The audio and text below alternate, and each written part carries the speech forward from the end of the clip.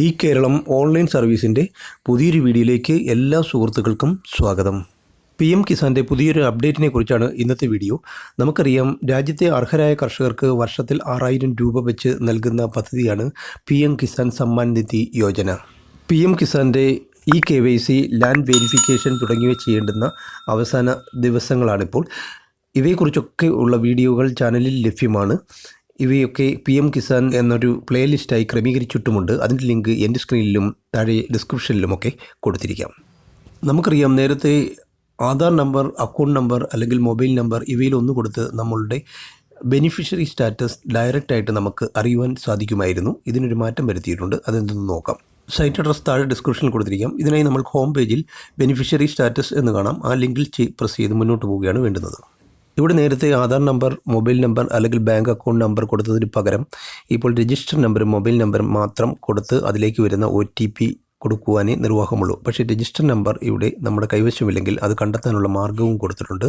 വലതു സൈഡിൽ register number എന്ന് കാണാം. അതിൽ ക്ലിക്ക് ചെയ്ത് മുന്നോട്ട് പോവുക. അങ്ങനെ വലതു സൈഡിലുള്ള നോ യുവർ രജിസ്റ്റർ നമ്പർ എന്ന ലിങ്കിൽ ക്ലിക്ക് ചെയ്താൽ ഇങ്ങനെ ഒരു പേജിൽ എത്തിച്ചേരുകയും ഇവിടെ ആദ്യം PM കിസാൻ വെബ്സൈറ്റിൽ രജിസ്റ്റർ ചെയ്തിട്ടുള്ള മൊബൈൽ നമ്പർ കൊടുക്കുകയും തൊട്ട് താഴെ ഉള്ള ക്യാപ്ച കോഡ് അതേപോലെ ടൈപ്പ് ചെയ്ത് കൊടുത്തതിന് ശേഷം ഗെറ്റ് മൊബൈൽ OTP എന്നുള്ള ലിങ്കിൽ പ്രസ് ചെയ്ത് കൊടുക്കുക. അപ്പോൾ നമ്മൾ രജിസ്റ്റേർഡ് മൊബൈലിലേക്ക് 4 അക്ക OTP വരുന്നത്. തുടർന്ന് വരുന്ന പേജിൽ ആ OTP ടൈപ്പ് ചെയ്ത് കൊടുത്ത് ഗെറ്റ് ഡീറ്റെയിൽസ് എന്നുള്ള ലിങ്കിൽ പ്രസ് ചെയ്ത് കൊടുക്കുകയാണ് പിന്നീട് ചെയ്യേണ്ടുന്നത്. തുടർന്ന് വരുന്ന പേജിൽ ഇടത് സൈഡിൽ രജിസ്ട്രേഷൻ നമ്പർ കാണിക്കുന്നത് നമുക്ക് കാണാം. വലത് സൈഡിൽ കർഷകൻ്റെ പേരും കാണിക്കുന്നുണ്ട്.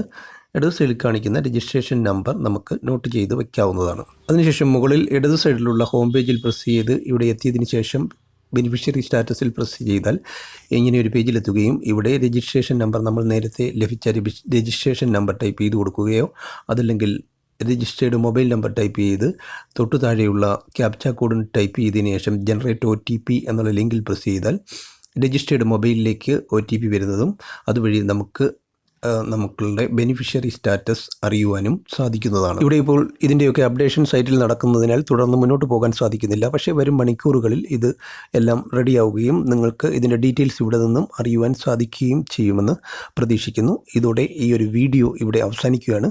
വീഡിയോ ഇഷ്ടപ്പെട്ടെങ്കിൽ ലൈക്ക് ചെയ്യാനും ഷെയർ ചെയ്യാനും സബ്സ്ക്രൈബ് ചെയ്യാനും മറക്കാതിരിക്കുക. Thank you for watching.